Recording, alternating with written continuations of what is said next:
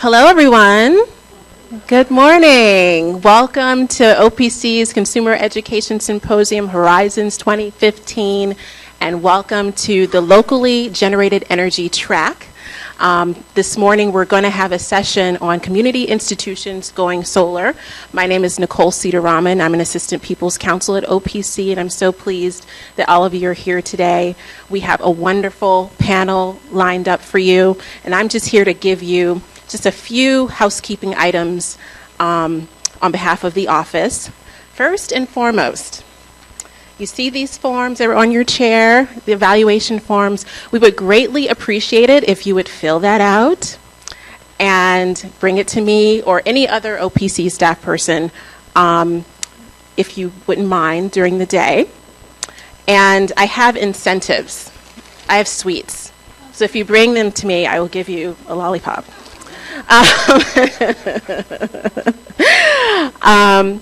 Also, lunch will begin promptly at noon. We're going to try our very best because our keynote speaker, Reverend Yearwood, is kind of doing double duty today at the Earth Day event downtown.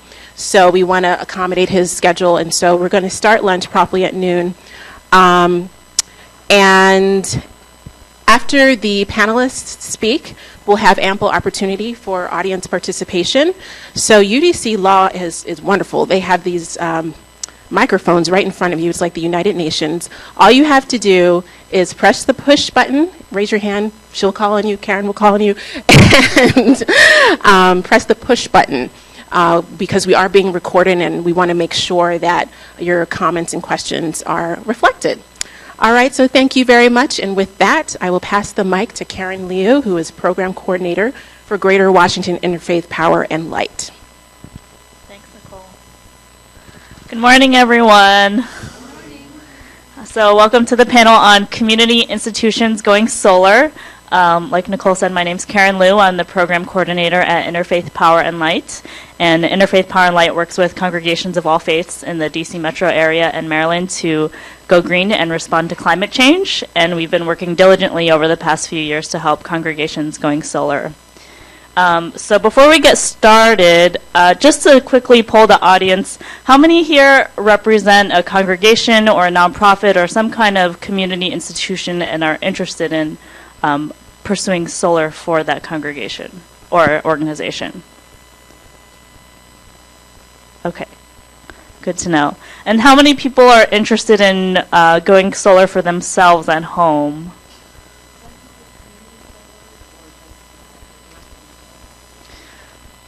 Sure, you're interested in community solar?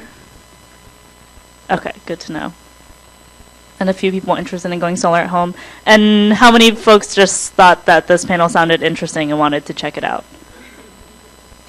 Okay. All right, good to know. Thanks. Yeah.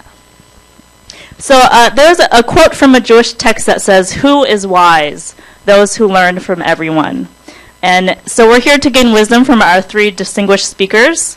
Anya Skolman is the Executive Director of Community Power Network and has really been a pioneer in helping DC residents and nonprofits, other organizations going solar in the city. Reverend Dr. Earl Trent is the Senior Pastor of Florida Avenue Baptist Church, which is the first African American congregation in the DC area to go solar. And last but not least, we have Mark Chambers, the Associate Director for Sustainability and Energy at the DC Department of General Services, and who was instrumental in taking a whole portfolio of city-owned buildings to go solar. Yeah, pretty awesome. So before we get started with the speakers, I just want to mention that so at Interfaith Power and Light, we've done a great deal of learning about solar by interviewing all the congregations in our area who have gone solar. Those interviews are compiled in a booklet which is available for free on our website. One of the main learnings we've seen for almost all of our congregations and for other nonprofits is that nonprofits have to use a third party to own the panels and set up a power purchase agreement or a PPA to finance those panels. And so with that, I want to call on Anya first and ask Anya if you could describe the basic process of how nonprofits, community institutions, other folks can go solar, and specifically how this PPA financing works, and what the typical barriers are that organizations or residents encounter and how they can be overcome. And each of the speakers will have 6 minutes to present, and then we'll have the last 20 minutes or so for Q&A. I think I'm going to stand up. Is that all right? Thanks, Karen. Just so you can find me and more information, although my nonprofit's called Community Power Network in D.C., we are DC Solar United Neighborhoods, DC Sun. There's actually some founders right over there. It's really, it's a network of neighborhood-based people and groups that have helped each other go solar. And we have about 1,000 people across DC, and we've helped, I think we calculate we've helped 700 people and organizations go solar in the last, since 2000, and we started in 2007. So we learned the hard way by doing it ourselves. We never tell you to do anything that we haven't even tried ourselves. So, and we've taken a few forays into helping churches and nonprofits and community organizations go solar. We've helped a couple different groups. We've helped a women's shelter, a number of churches. But I think what I'm here today to tell you is that it's pretty simple and it's pretty straightforward, but you need some basic concepts and vocabulary in order to navigate it. And that once you get the basics, anybody can do it. And there's lots of organizations out there that can assist with the more finer details, but it's really quite simple. And I think you're going to hear a little bit about the realities of it from Reverend Trent here. I want to teach you a couple of basic terms so you understand what the solar market is about, and how you can. We have arrived at the time in DC where it's actually more affordable to make your own power on your roof than buy it from the utility. That's the news. That's the bottom line. But you have to be able to take advantage of the incentives out there, and you've got to put them together in a way that benefits your organization. And it's a little bit more complicated if you are a nonprofit, for example, than a homeowner. So each different kind of organization, kind of roof, might have a slightly different project model. The basics, first of all, is the cost. And one of the things we always teach people is, in order to compare one solar bid to another, you have to look at the dollars per kilowatt installed. That's what the cost is. Lots of times, if you get a bid from an installer, they'll say, it costs blah, blah, blah dollars for this number of panels. That doesn't have any meaning whatsoever, because different panels have different capacity. So 4 panels of this type isn't equal to 4 panels of that type.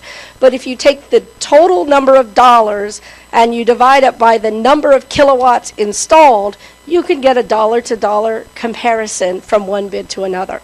It's the number one lesson that I teach everybody in consumer forums like this. The next is that there's a tax credit.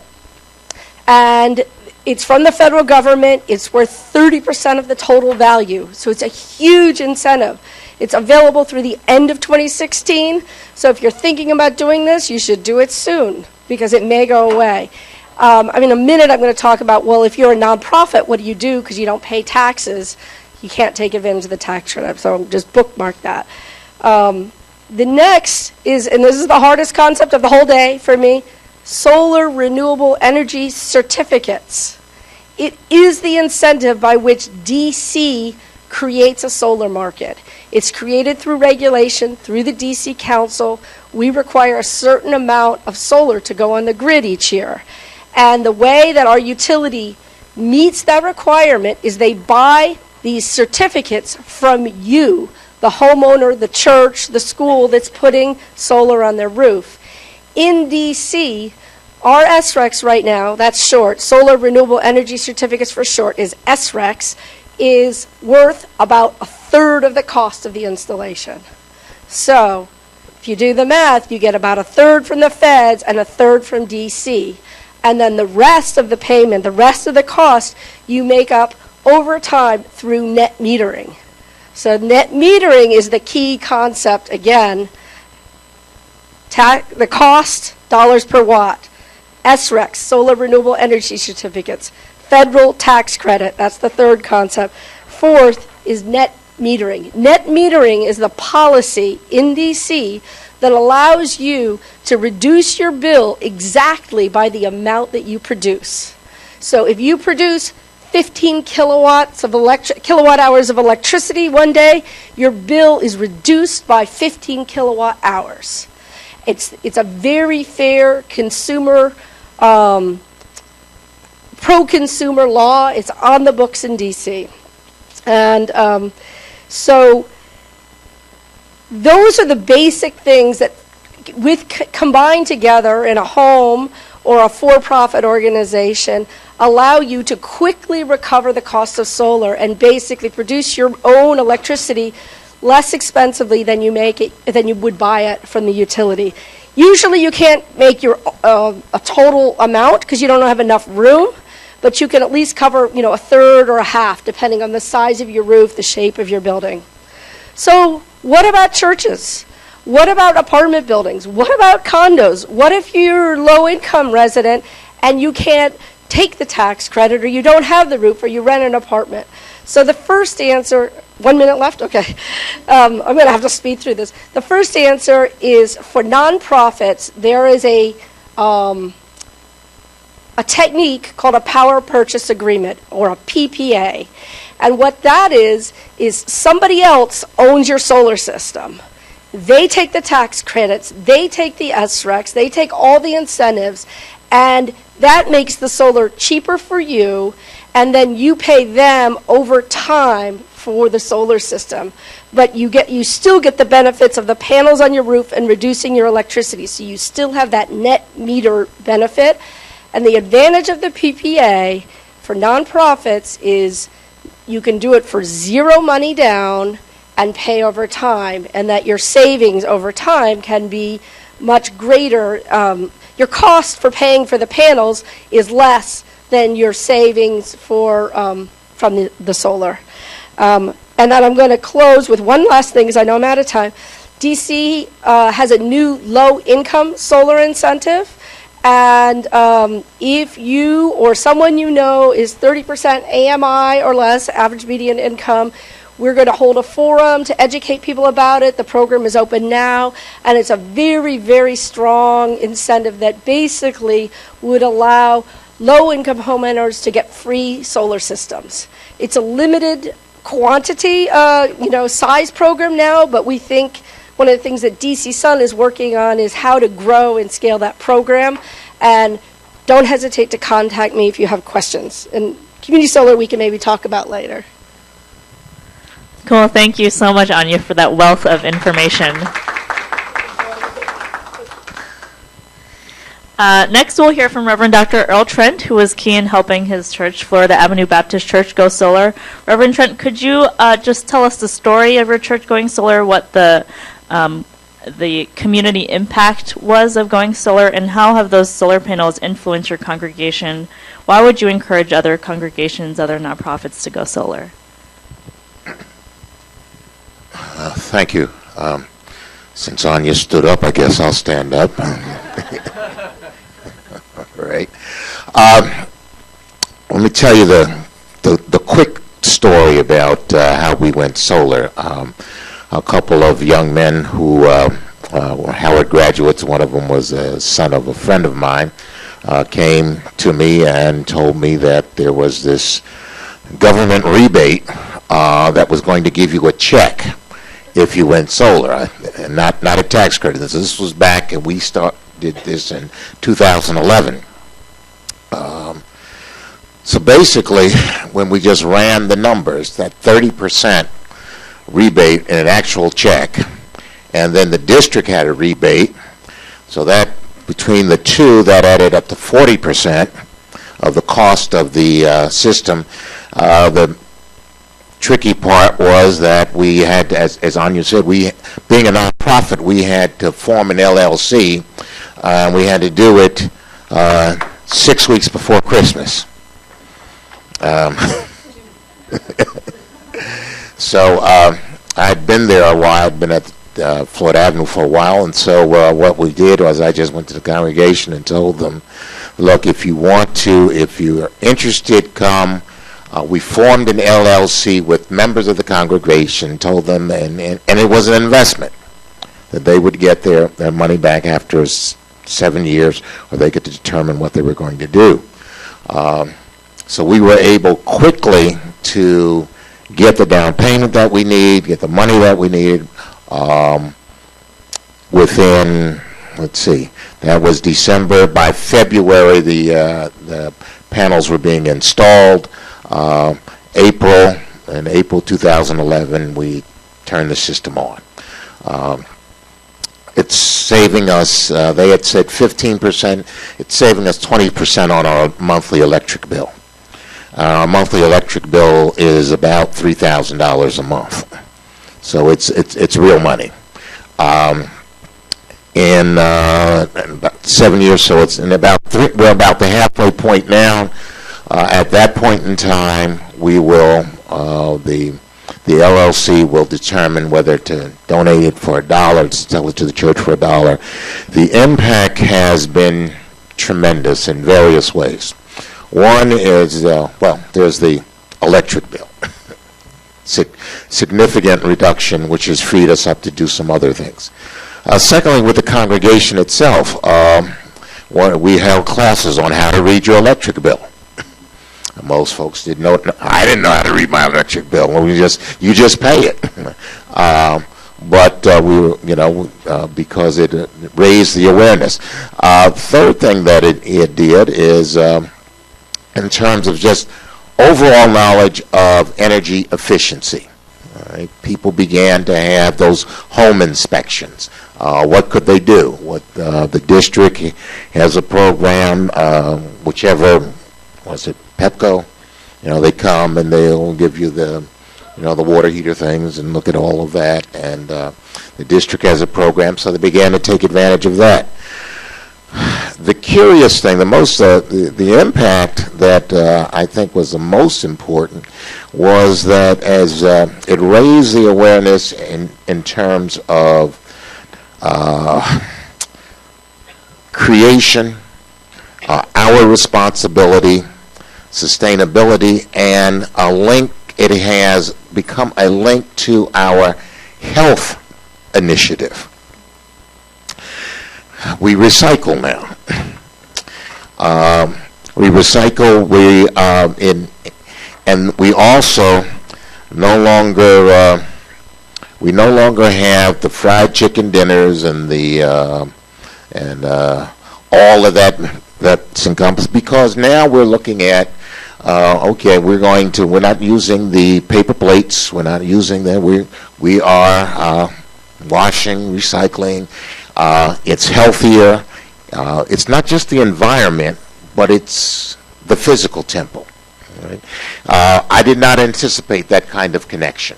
Okay? But that has become very big at Florida Avenue. To the point that on fourth Sundays we do we call it Casual Sunday, and we do a health walk. And all of this kind of just dovetails with the whole advent of putting solar on the roof and raising the awareness that we've got to take care of God's creation, which means we got to take care of ourselves. So the two are linked. We got two witnesses right here because they come. And that's been the one other. I chair the board of Church World Service, which is represents 37 denominations, communions as we call them. It's a international hunger, poverty alleviation, disaster relief. And one of the things that we have become very conscious of is sustainable development. So when the earthquake hit in Haiti, we were already there on the ground. Part of the rebuilding that we have sponsored through partner organizations. We don't have a lot of staff. We partner with organizations. But the rebuilding has been about how can these buildings be sustained? How do they impact? So it's not just concrete reinforcement. It's also solar. So you'll go into a little village in the middle of the mountains of Haiti, and you'll see a tower which has a solar panel, and they come and they recharge their phones. Simply, and that, again, sustainable development, carbon footprint, solar, we're investigating how we can get solar ovens so that they don't deforest.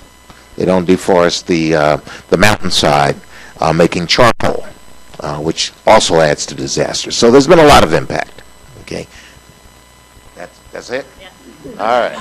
I think I did well for a Baptist preacher to.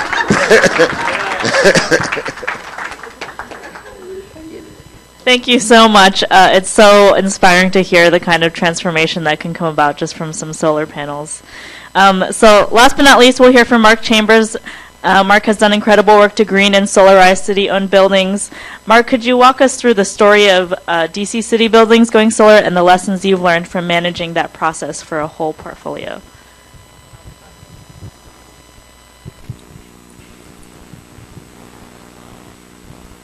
All right. Don't get too excited about the slides. They're very straightforward, more placeholders for me. And I think this will actually be a really good transition between Anya and Reverend Trent going into the actual panel session, because my goal here is to actually just kind of give a little bit of an overall perspective of this in the hope that that can also impact your decision making regardless of where you're coming to this problem set from. Karen, if you go to the next.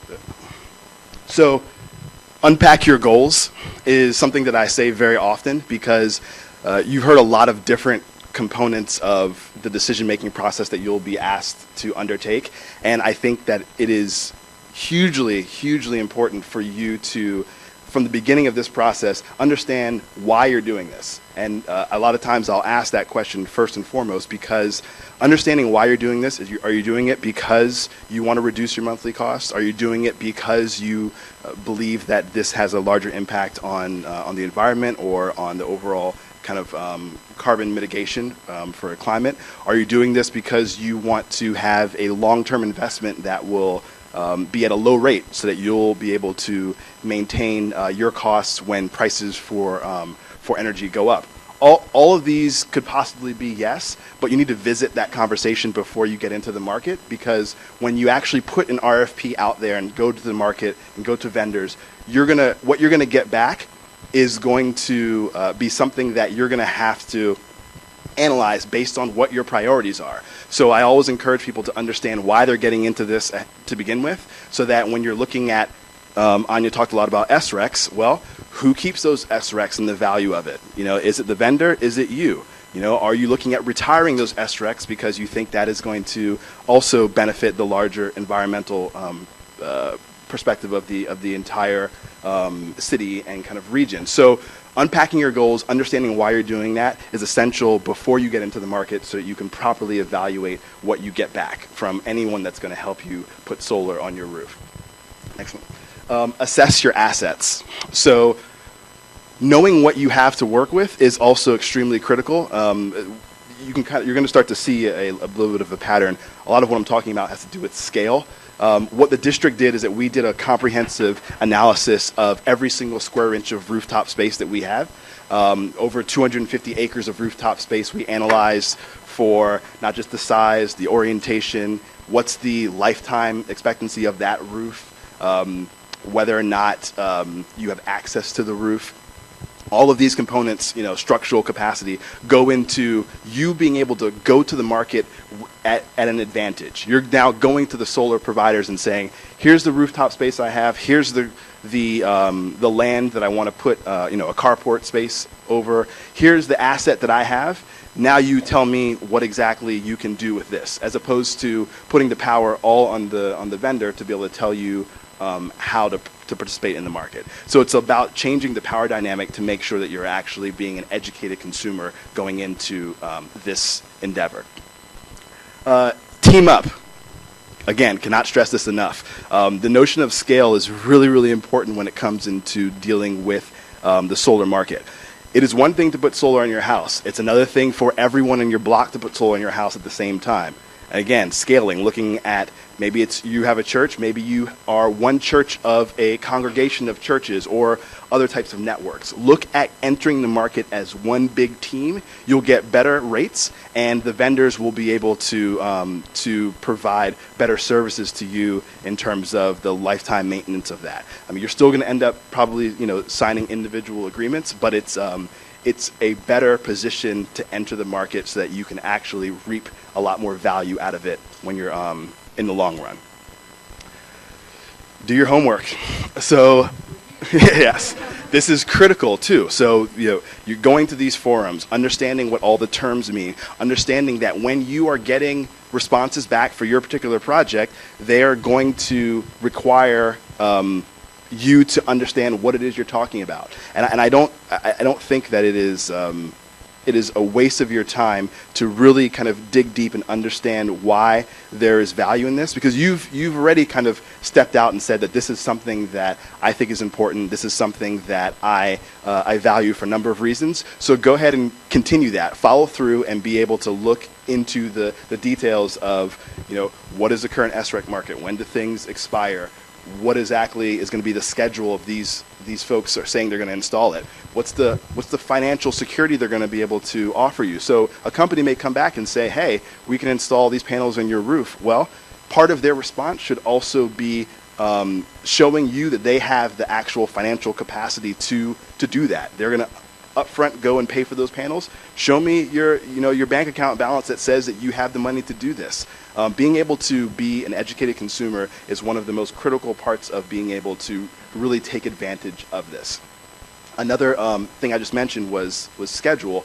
Being able to know that they are going to install it in the time that you determine is appropriate is also critical, so that you're holding everyone accountable and you're making sure that they are able to fully deliver, and you can then start to reap the benefits of all of these new assets. I mean, for us, we're right now in the process of preparing to deploy solar on 50 different rooftops of city buildings. That's schools, it's rec centers, it's office buildings.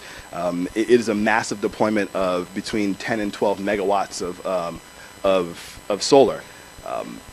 It requires a lot of coordination, but again, for us, there's going to be a huge benefit because of the scale. So I would always encourage everyone to continue to have this conversation. I think my last slide also kind of just speaks to that. Talk about this, making sure that you tell your friends that this is what you're looking to do. That doesn't just mean, associates. It means like other, business partners, like other entities that you're affiliated with. Talk about this more and more, because we have a very short window in which DC's rec and solar market is extremely competitive. And if you're looking to do this, it is critical that you do this now. I mean, for me, we have a role as the government to be able to not just take advantage and be stewards of the taxpayer dollar, but also to display leadership and to make sure that we are, in effect, stepping out in front and saying, this is possible, you should do this also. And so for us, the more people are talking about it, the more forums like this that are available, means that we are in part doing our job, and then also we are paving the way to allow for everyone to kind of take on efforts like this that are transformative. And I think that is what we're looking for, because we have a lot of ground to cover in this particular city in terms of our renewable power distribution, and now is definitely the time to take advantage of that so that we can have a more resilient city, and one that could be able to participate fully in what we determine to be the kind of the energy market of the future, which is much more decentralized. So I'm happy to join everyone in talking about this. Any questions you might have?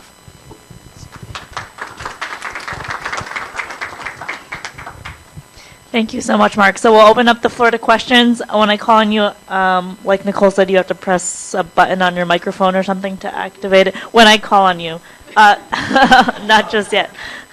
And please keep your question or comment succinct so that we can try to get as many as we can. Cheryl, do you want it?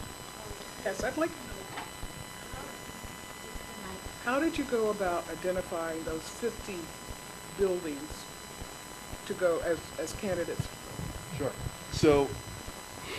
So what we did is we analyzed all the rooftops that we have, and what we're really doing is developing a prioritization matrix where we didn't just want to do solar. We said, what's the way for us to optimize the use of this roof space? So we analyzed it based on whether or not it could have solar, whether or not we were going to do white reflective roofs, which also impact the energy performance, or if we're going to do vegetative roofs, green roofs. So those three were the major components of our analysis, and based on whether or not it had the structural capacity for one versus another, the orientation, the size to make it worthwhile, that kind of trickled us down to saying that these 50 rooftops are ideal right now to do solar for a number of reasons, and so that's what we put in this first package.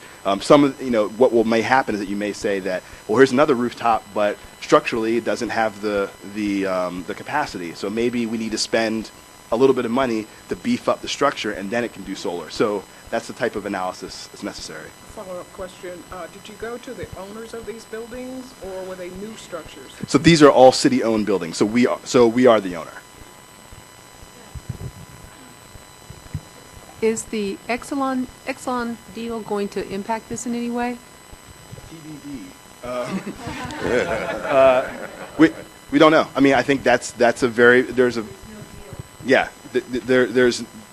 right. So the Pepco Exelon merger is definitely has the potential to impact every component of the energy market. So.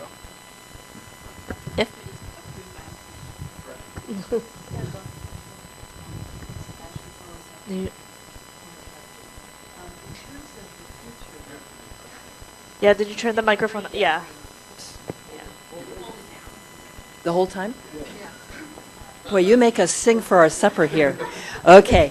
In terms of Department of General Services, DC government buildings, for the future, for one, many schools are still being planned for retrofitting, and as roofs are replaced every 30 years or so, is there a thought given to making it a policy that DC government buildings, starting essentially now with retrofits, be made rooftop ready for those one or all of those three components that you mentioned?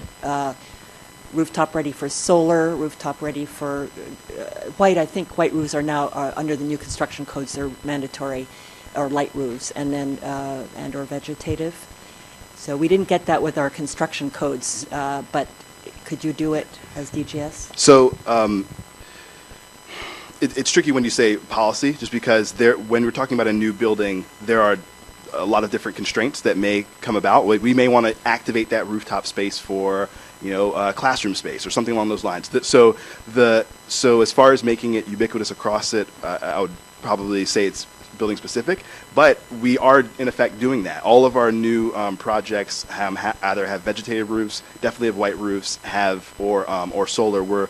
We deployed the largest solar installation in the city on Dunbar High School, which is close to 500 megawatts, and we are going to exceed that. Sorry, this is kilowatts. Sorry, we're going to exceed that with. Sorry. We'll exceed that with what's planned for Ballou High School and for several others. So I mean, there's I think that we're demonstrating that effort. So your architects and engineers are designing the rooftop space in a different way than they used to. Correct. Okay. Go ahead. Yeah. You have to hold on the button until it turns green. Oh, yeah. Okay, I have a question for Anya. I'm a member of a housing co-op in the district, and what do you think can you give me 1, 2, 3 of what steps we should take to investigate and follow up on the possibility of solar? We have a flat roof. I know that much, but How not many much more. stories? 4 stories high, How many units? 52. So the question is housing co-op, what should we do? And I'm actually advising a housing co-op in Tacoma, DC right now. It's probably not yours. It's going through the process. There's some basic things that would apply to almost anybody, like get 3 bids And first of all, you have to decide if you're a nonprofit, you want to get a bid for a power purchase agreement probably because it's going to be more economical for you. And you want to get 3 bids and you want to compare the 3 bids and we can help you with that. For a multi-unit building is when it gets a little bit more complicated because if you have individual meters on each unit in the building, under the current rule, you have 1 master meter? Okay, so you guys are in great shape. You don't need community solar, but I'm going to talk about community solar because you gave me the opening. To answer the question more broadly, if you have individually metered units, it gets cost prohibitive to wire, 2 panels to unit A and 4 panels to unit B and 5 panels to unit C, and then how do you, what if somebody moves and not, and it gets really, really complicated. So we actually been working on a bill since like 2011, I think, which was enacted by the DC Council in 2013 called the Community Renewables Energy Act, or CREA. And there's a lot of people that would spend a lot of time on that bill sitting in the audience here. That bill would allow you to put the panels on your roof and then assign them to any meter in your building online as opposed to through physical wires. So it saves a lot of money and it gives you a lot of flexibility. If somebody moves out of a unit or it's being renovated, then you could shift the capacity from one unit to the other. Right now, most multi-unit buildings like yours aren't master metered, so they're really sort of paralyzed in their ability to move forward. And we are waiting for final rules. We've been waiting since October or November 2013 for the DC Public Service Commission to issue final rules, and there's been a lot of back and forth with them about how to assign the credits under the new bill.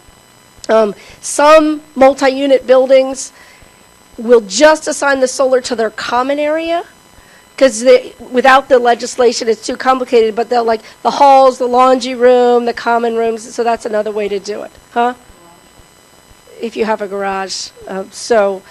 It's a little bit long, but, essentially, your building sounds like you could just go now. You need to have a decent, roof has to be in a decent condition. I would invite 3 companies to give you detailed PPA, bids, and then you got to look at the fine print. And one of the most important things, if you're getting a power purchase agreement, they're going to give you a base price of what your electricity is going to be now, and compared to what you pay now. They're going to estimate your savings, which the estimates are based on a lot of assumptions. And then many of the bids have sort of buried deep in the fine print an escalator. And that's the devil in the details.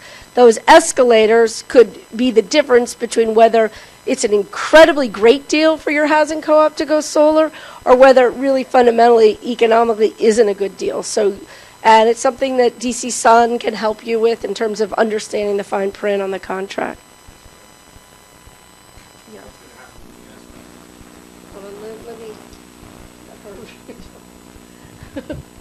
Yeah. Was there a question? Sure,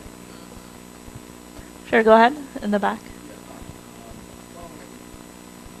Following this gentleman here, for Anya, I'm an owner in a condominium, high rise, and I'm curious, why can't they just sell the circs themselves?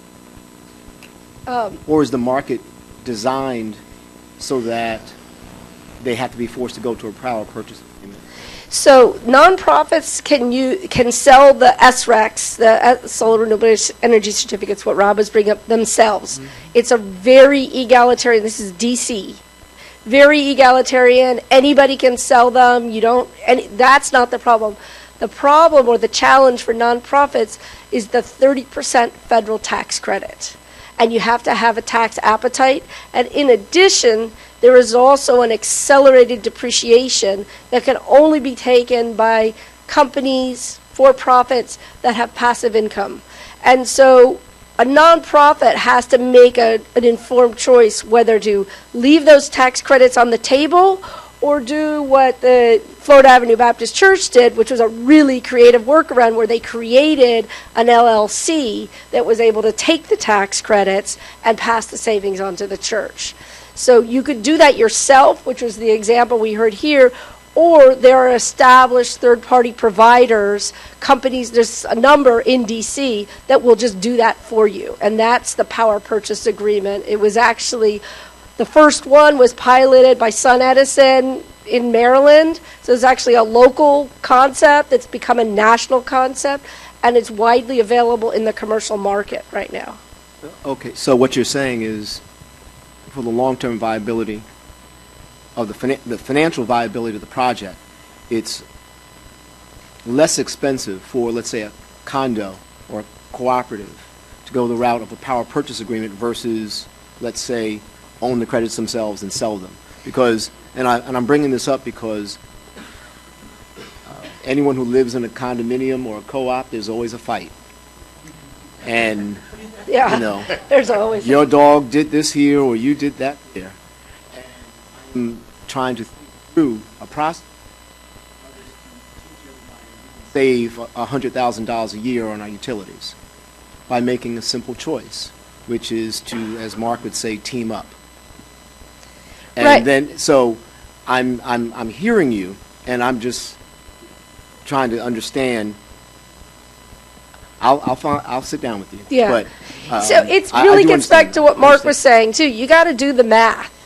So what I'm saying is if you understand the components in the market, you understand there's tax credits, there's SRECs, there's net metering, and there may be other benefits like accelerated depreciation, and then you see what the market offers you, and it may be more beneficial to have a third-party owner, or it may be more beneficial to do it, to leave the tax credits out, but own it yourself. So it's not necessarily that one's better than the other, it's that you've got to evaluate in your situation what's the best, makes the most economic sense, and do it with your eyes open.